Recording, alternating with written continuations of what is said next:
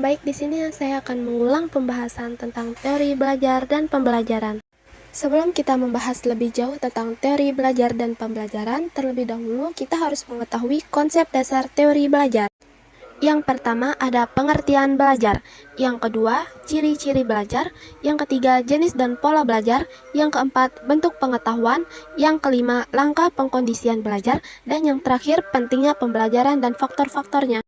Pengertian belajar. Belajar adalah proses atau upaya yang dilakukan seseorang untuk mendapatkan perubahan tingkah laku, baik dalam bentuk pengetahuan, keterampilan, sikap, dan nilai positif.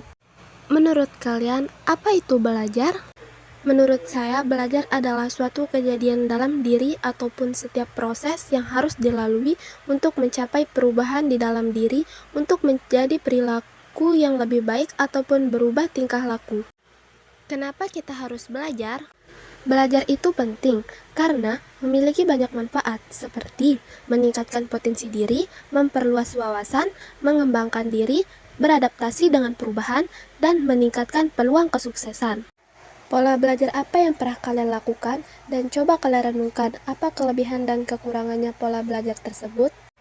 Pola belajar yang pernah saya lakukan adalah pola belajar kelompok. Kelebihan dalam pola belajar kelompok adalah belajar kelompok dapat membuat suasana belajar lebih asik dan tidak jenuh. Kekurangannya dapat menjadi tempat ngobrol dan bercanda sehingga mengurangi efektivitas belajar. Menurut kalian, ciri-ciri belajar itu seperti apa?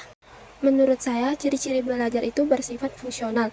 Perubahan yang terjadi dalam belajar bersifat fungsional dan bermanfaat sebagai bekal hidup. Apa faktor-faktor yang mempengaruhi belajar dan hasil belajar?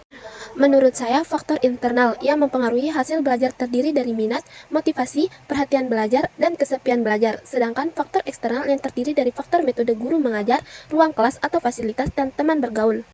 Bagaimana cara kita mengatasi hasil belajar yang rendah? Menurut saya, dengan menggunakan sumber belajar. Manfaatkan sumber belajar tambahan, seperti teknologi dengan bijak. Bagaimana cara kalian kembalikan semangat belajar? Menurut saya, dengan ciptakan suasana belajar yang nyaman. Buat suasana belajar yang menyenangkan sesuai dengan keinginan kita. Kita bisa mendekorasi tempat belajar dengan elemen-elemen yang menarik.